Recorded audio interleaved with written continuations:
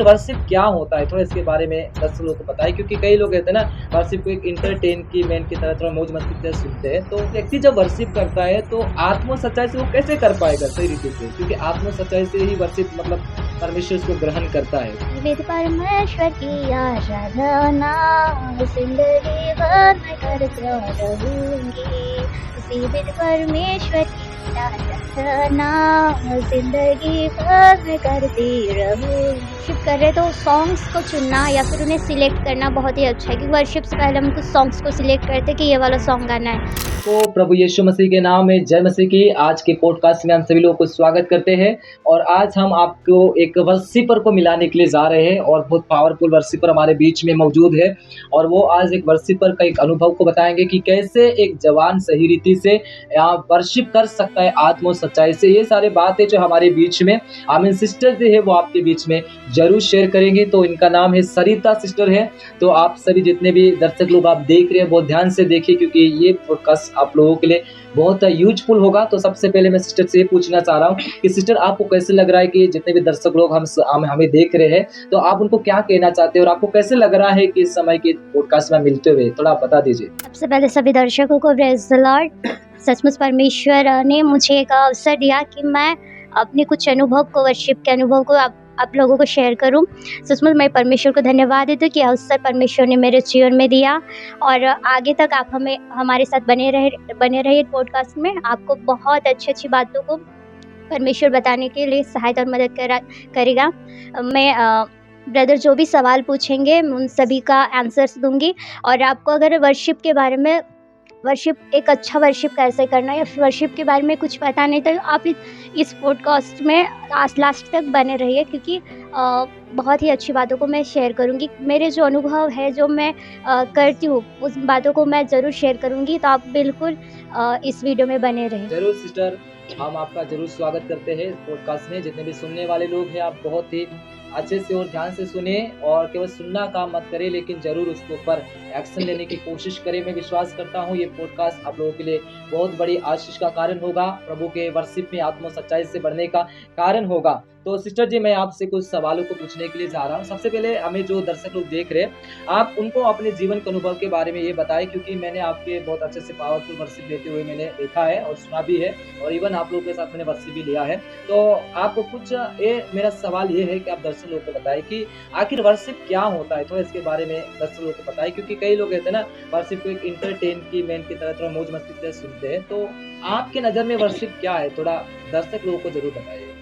तो बिल्कुल मैं आपको मेरा अनुभव शेयर करने जा रही हूँ। तो सभी दर्शक ध्यान से सुनिए कि वर्शिप जो है वो परमेश्वर के साथ अपने आप को कनेक्ट करना है। जैसे कि प्रार्थना है, वचन है, लेकिन उनसे भी अगर एक थोड़ा आसान तरीका अगर हम देखते हैं तो वो है वर्शिप। वर्शिप में हम अपने आप को आसानी से परमेश्वर के साथ कनेक्ट करते हैं, लेकिन ज़रूरी है कि हम किस तरह परमेश्वर की वर्शिप कर रहे हैं। जब हम वर्शिप करें तो इस बात का ध्यान रखें कि हमें एंटरटेनमेंट के लिए नहीं करना है। जब हम वर्शिप करें तो इस बात का हमें ज़रूर ध्यान रखना है कि हम इस बात का ज़रूर ध्यान रखना है कि हम वर्शिप कैसे कर रहे हैं। क्या हम आत्मा में वर्शिप कर रहे हैं या फिर ऐसे ही शारीरिक या फिर ऊपर से वर्शिप कर रहे हैं। जब अगर हम परमेश्वर के साथ आत्मा में कनेक्ट होकर वर्शिप करेंगे तो वो हमारे लिए एक सही वाला वर्शिप होगा।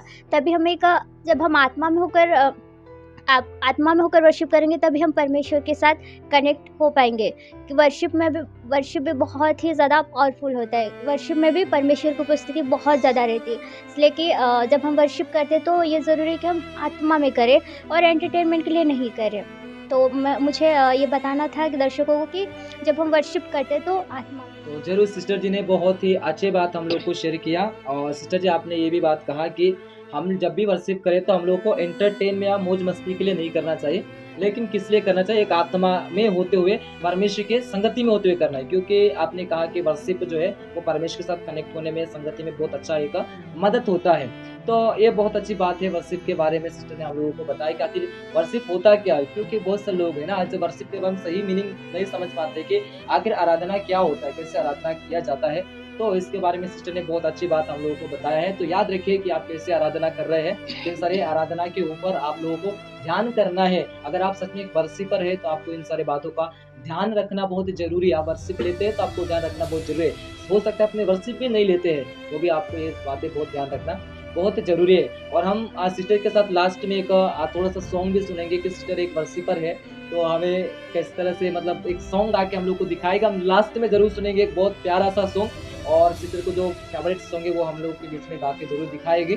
तो मैं विश्वास करता हूँ आप लोग ज़रूर देखते रहिए और सॉन्ग सुनने के लिए भी अपने आप को ज़रूर रेडी रखिए। तो अभी मैं और कुछ सिस्टर के साथ कुछ सवाल पूछने के लिए जा रहा हूँ वर्शिप के बारे में। तो सिस्टर जी हमें ये बताएँ कि जब हम वर्शिप करते हैं, ठीक है? जब हम लोग वर्शिप करते हैं तो उस समय हमारा ध्यान को कैसे रखना है? हम किस तरह से अपने आप को मतलब वर्शिप में आत्म सच्चाई से हम लोग कर सकते हैं? और मेरा कहने का मतलब ये है, मतलब मैं आपको ये पूछने के लिए जा रहा हूँ कि एक व्यक्ति जब वर्शिप करता है तो आत्म सच्चाई से वो कैसे कर पाएगा सही रीति से? क्योंकि आत्म सच्चाई से ही वर्शिप मतलब परमेश्वर उसको ग्रहण करता है। तो आप हमें थोड़ा बता दीजिए, और जितने दर्शक लोग हम लोग को देख रहे हैं, वो भी मतलब समझ पाएँ कि आखिर वर्शिप आत्म सच्चाई से कैसे किया जाता है? हाँ ब्रदर, बिल्कुल, एक बहुत ही अच्छा सवाल है कि सच में कई बार मतलब बहुत बार ऐसा होता है कि हम आत्मा और सच्चाई में वर्शिप नहीं कर पाते। तो मुझे ये कहना है कि अगर हम आत्मा और सच्चाई से परमेश्वर का वर्शिप करना चाहते हैं, तो हमें हमारे बीच में पवित्र आत्मा की उपस्थिति बहुत ज़्यादा ज़रूरी है, क्योंकि अगर अगर हम कोई बात नहीं कर पाते तो हमें पवित्र आत्मा की सहायता माँगनी ज़रूरी है, क्योंकि ऐसा लिखा है कि हम पवित्र आत्मा के बिना कुछ भी नहीं कर सकते। ये है कि हम प्रभु यीशु मसीह का नाम तक नहीं ले सकते। तो ये हमारा ज़रूरी है कि जब हम वर्शिप करें तो सबसे पहले पवित्र आत्मा की सहायता माँगे, क्योंकि हम उसके बिना कुछ भी नहीं कर सकते। पवित्र आत्मा ही है जो हमें हर एक बात में सहायता करता है। चाहे वो हर एक बात में हमें सिखाता रहता है कि हाँ, अगर रोमियो में ऐसा लिखा है कि वो हमारी प्रार्थना करने के लिए भी सहायता मदद करता है। तो अगर हमें एक अच्छा वर्शिप करना है, परमेश्वर की एक अच्छा आराधना करना है, तो हम पवित्र आत्मा की संगति करें। अगर हम पवित्र आत्मा की संगति करेंगे तो सचमुच हम परमेश्वर को प्रसन्न कर सकते हैं।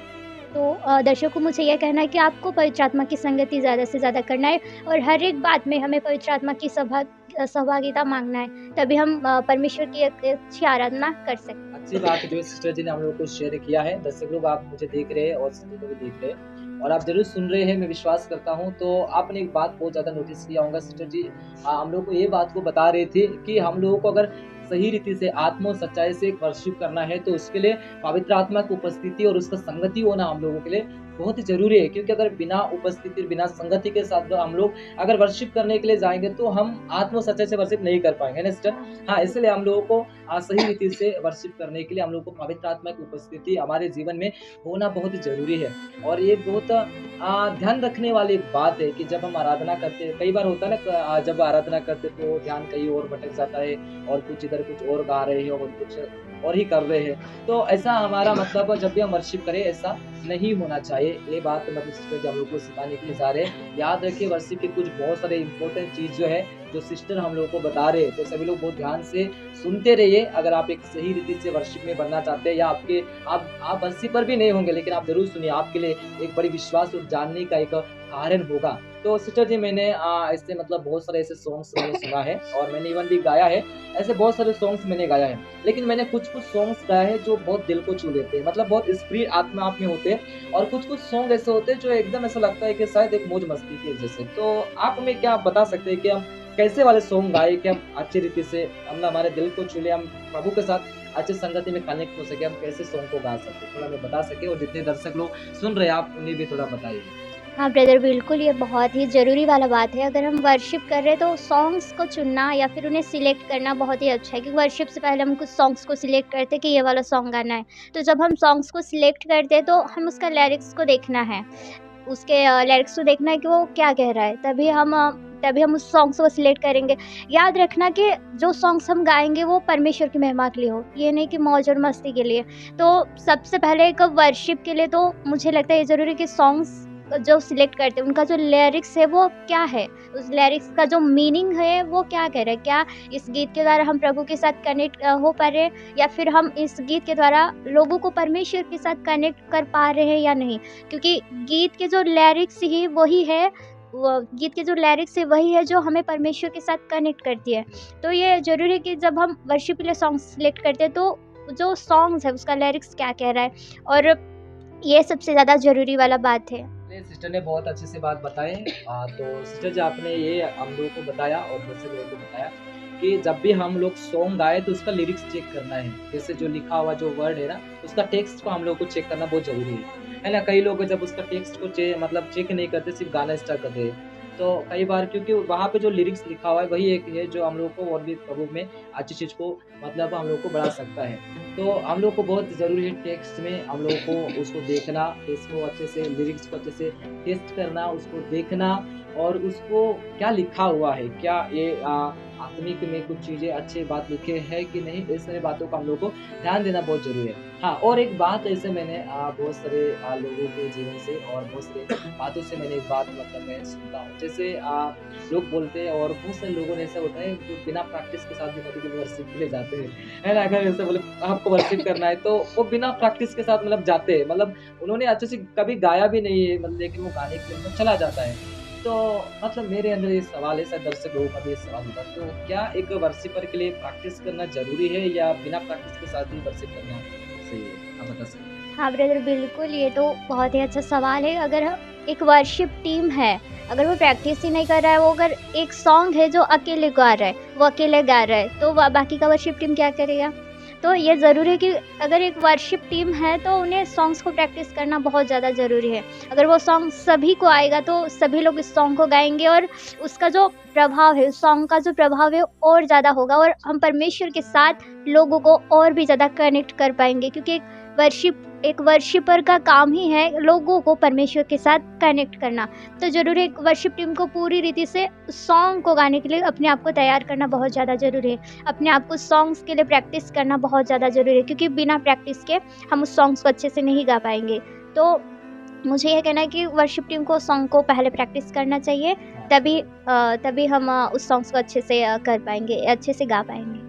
तो सिस्टर ने अपनी वर्शिप अ, लाइफ में जो कुछ भी अनुभव था, उन्होंने सिस्टर ने बहुत अच्छे से बातों को हम लोगों को शेयर किया है। क्योंकि क्या होता है ना कई बार बिना प्रैक्टिस के साथ अगर सॉन्ग गाने के लिए जाएँगे तो हो सकता है गाते-गाते दिक्कत हो जाएगा।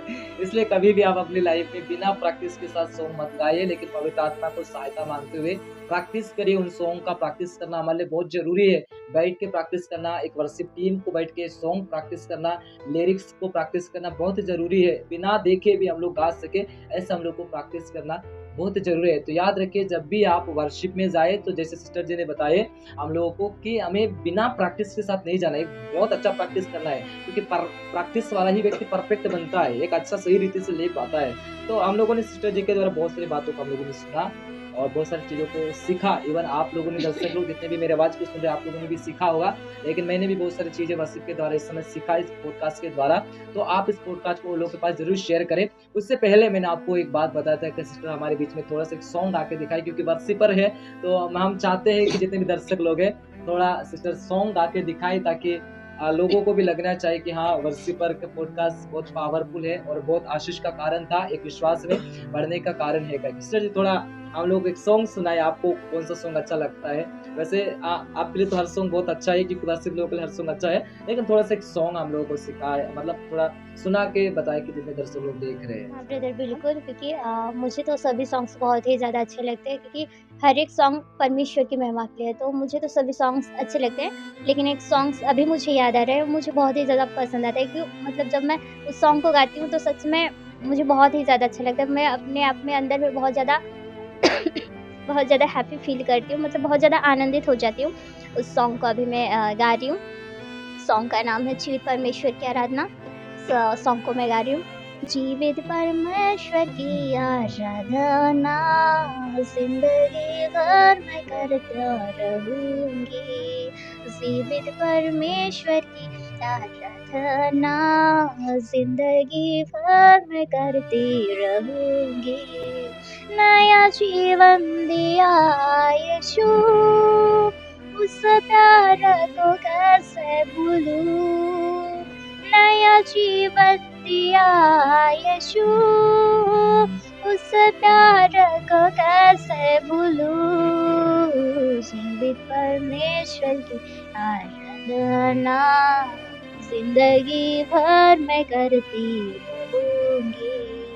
जीवित परमेश्वर की आराधना जिंदगी भर मैं करती रहूँगी।